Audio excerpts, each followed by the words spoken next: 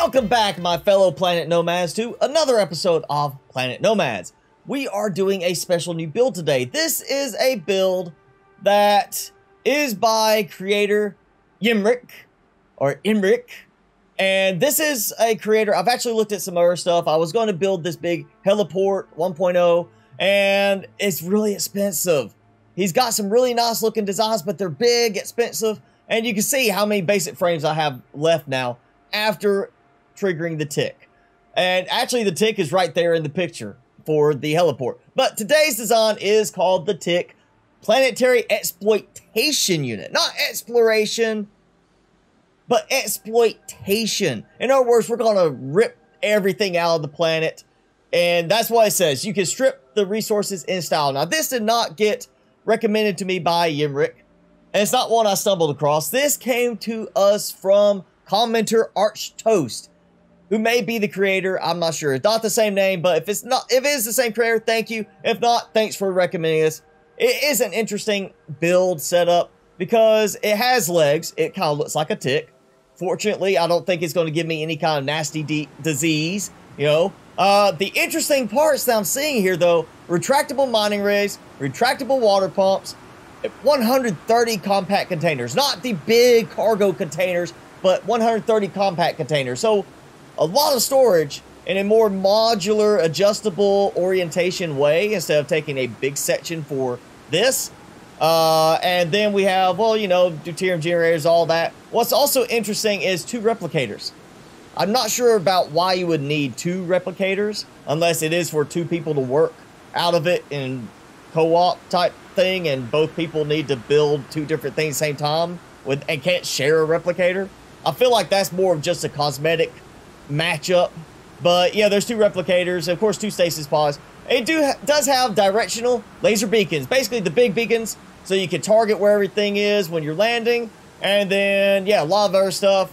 It's got interesting things, so it's gonna take a few minutes. This is a big build, and it's a whopping 7 minutes 42 seconds for it to complete. So I will be right back when it's done. All right, so here's the tick, and already my game has started to stutter a little bit. As you can see, like I said, there are legs for it, which is very nice. You can see there's suspension here.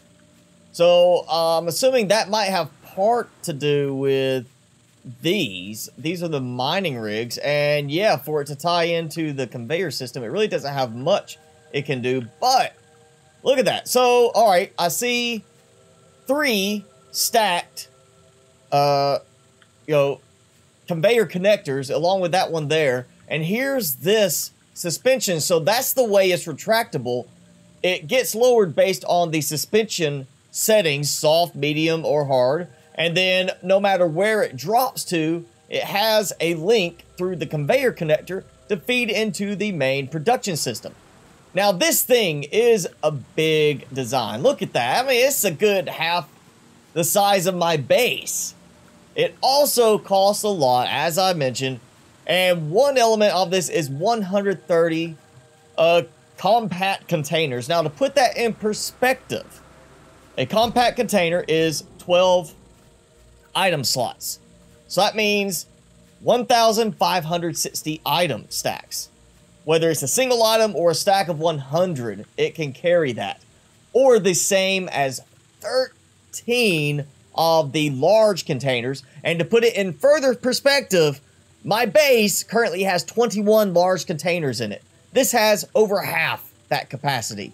And it looks like they're all right here, which of course gives a lot more form factor. Now that is going to add a lot to the expense, obviously, because yeah, you got a lot. That does not look like it's a full set of containers. It could very well be, but it seems almost like the containers may be in 2 different trunks. But then I see this. And look at that. There's, let's see, that's, yeah, item dispenser. And I see 14 right now. So most of them are going to be in this. Fad machine. Okay, it's got no power. Let's see. It says there's a lot of power options around this place. Oh, embedded in the wall. 3D printer. Oh, and I have lost power. Power's out. Now, it does have solar panels on the roof, which is a nice bonus. Just in case, you know, you're stranded somewhere, can't make the deuterium for the generators. It has solar panels on the roof, so you can still at least have power to produce some more fuel. And I do like some of this. It feels almost like, you know, either a vent or something else. Oh, hey, refinery up on top. So you actually can have access to the refinery from outside. And, oh, right, here's one switch. Fan relay, do not turn off. Okay, good to know. So here's our solar panels. That's nice. It's too late in the day to get any power. Lights, and I do like the choice of the trussing, or it's not completed because it gives more of a wing type feel, a spoiler. And then we've got another dispenser there. We also have, what's this? Auxs. Okay, so auxiliary power for anything you might build outside with a conveyor connector here, right? Yes, conveyor connector to connect into the internal system. So let's say you go somewhere, you use one of the replicators, set you up a little mining rig somewhere because of positioning, and you just land and connect everything in through that and let it run, producing everything out there, providing power if needed from here, and everything pipes into the storage here. And then you just take that apart and you're done. All right, where is my generator? I see a radar. Radar dish is upside down. That looks to be one of the refineries there. That was up top. Yeah, okay, that's the refinery. Well, here's our landing lights. Just a nice touch. Where's my generator? I want to put some power in here. Okay, I cannot find the deuterium generator, so I'm assuming they're embedded in the wall somewhere. Maybe not. No, 3D printer. 3D printer. So you got plenty of production here. Since I cannot find them, you know what I'm going to do? I'm going to assume everything's tied together like it would be expected in this. And I'm going to just toss in some deuterium into one of these. There we go. And yes, all right, that, I don't know how long it's going to last, but that should work. So we have multiple points below we can pilot from, and we can pilot from here too. So I'm actually going to take this, and we're going to fly, and there goes the choppiness. Oh, it's such a good looking design. It's so unfortunate we still have problems with the actual, you know, mechanics in the game in terms of how well certain things run. There's a lot of optimization still needs to be done with this. All right, so we're getting a whopping 30-something kilometers per hour. It's about the same as the air miner. Obviously, much more expensive. Going to be harder to find a good parking spot for it. But it has a lot of the same capabilities. And the great thing is, it's enclosed. You've got a nice inside area with a lot more storage than the air miner provides.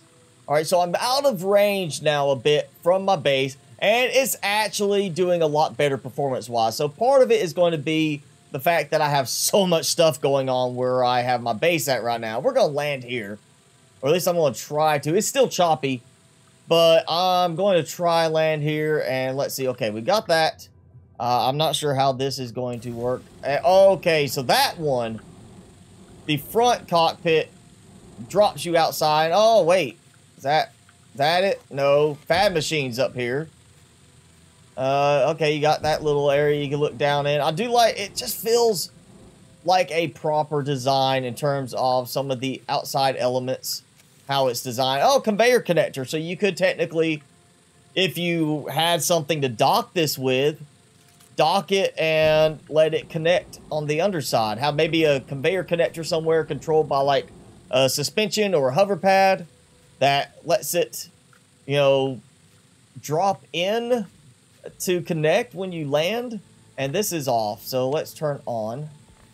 Turn on. And nothing. Okay. Well, let's see. There's tons of switches all around, but you know what? Easy thing. We're going to go with this. And even this takes a moment. Landing aid beacons. Okay.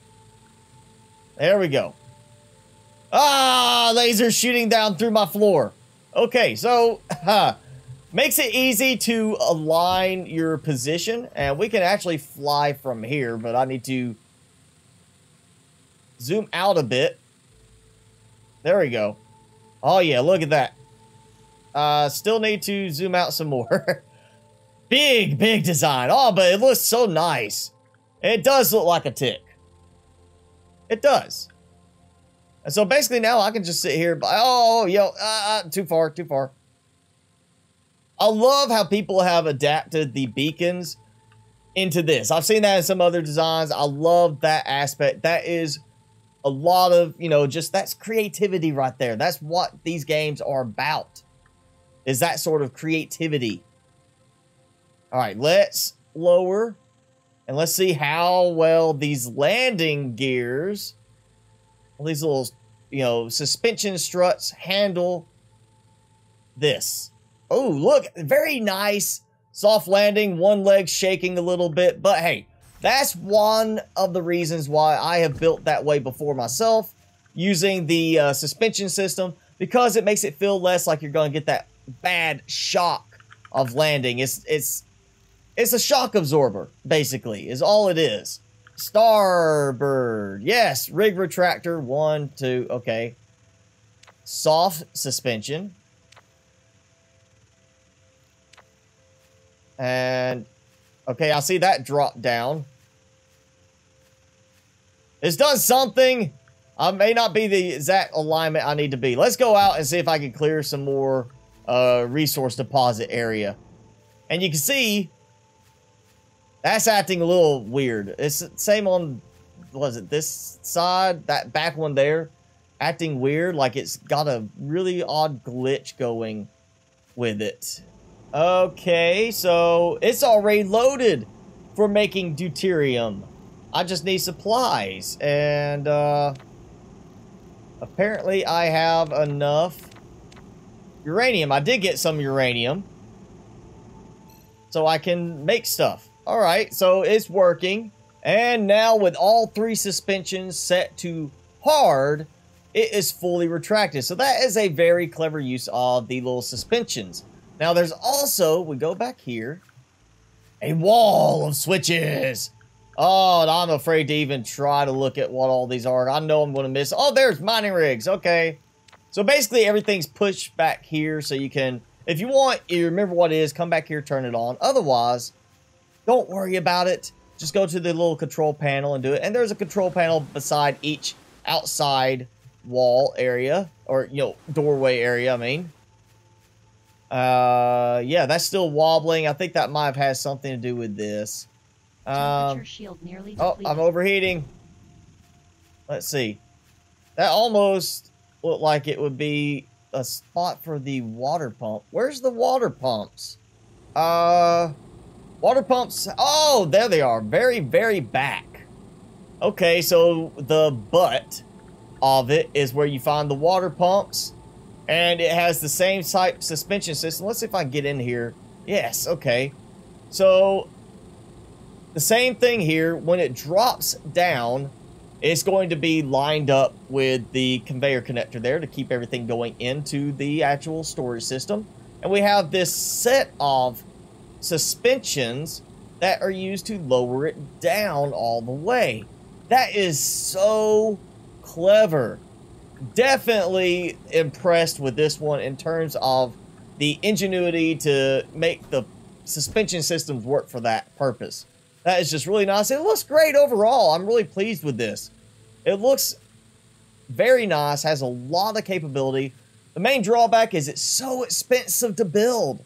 Okay, this time I'm just going to land without the guided lights. Not using the lasers. I'm going to land. And yes, all right, I am in the water deep enough that I should be able to hit. Let's try the water pumps. And I hope it's not a starboard type thing where it's like just one side at a time. They're in the middle. Let them just be the both, you know, thing for that. Let's just go have both. Yes, water pump retractor. We're going to go soft, soft, soft. Now, I'm assuming 1, 2, 3 is what you want to do. And then you could turn on 1 or 2, but that's only because it's showing in the name. It's really the switch is to turn them on at the same time. And now let's hop out, take a look. hopefully not get attacked and poisoned, sort of thing. I've got 1 water on that one because it dumped in deep enough, I guess, because of... Yeah, look, it's doing that. It's that weird leg wobble thing there. Emmerich, if you check this out, you might want to look at that wobbly leg there. That might be something to consider taking out or setting to the same style as the other ones, because it's obviously causing issues. And I think my game has just massively dropped frame rate. Ooh, okay, so bug, performance bug. Looks like it's saying I broke my leg and I'm down to 5.5 health. 5.6 now. So yeah, it basically just bugged out and launched me somewhere through, and I'm dead now. So great design, but the performance optimization the game needs is really prohibitive in using this design right now. So unfortunately, like I said, the game performance optimization that is needing to be done is not allowing for big designs like this to work in the game right now. There's other designs that are bigger than this and have a lot of capabilities, and they just do not work in the game because if you have anything else around them, it runs horribly. Or you're going to have to turn your graphics settings so far down that you're going to be like, this looks ugly kind of thing to get it to run right. Hopefully they'll optimize things further in the near future updates, and this will be a very viable design to use. This is definitely one I'm keeping in my list, and one I will be revisiting hopefully in normal gameplay where I build it and I keep it because it's got so many capabilities and it's such a nice looking design. And I am really, once again, as I've said a few times, I'm really impressed with how well the suspension arrangements work for lowering the mining rigs and the water pumps from it to get them in the water. Obviously, there's a little bit of a limitation in how long you can lower things down, how far you can get it without adding a whole bunch of suspension systems and making it look really weird. But it is a nice starting concept for hopefully something the devs maybe give us later on to be able to do, like further wireless transfer of certain things, or make it a thing where you use winches to lower down a water pump. It gets everything, and when you draw it back up, then all that stuff's hooked back into your storage system so it can be used. Stuff like that is really a creative aspect that I've seen a lot of these creators on the workshop implement in their creations, and things that really the devs could take from and hopefully add some more function to the game.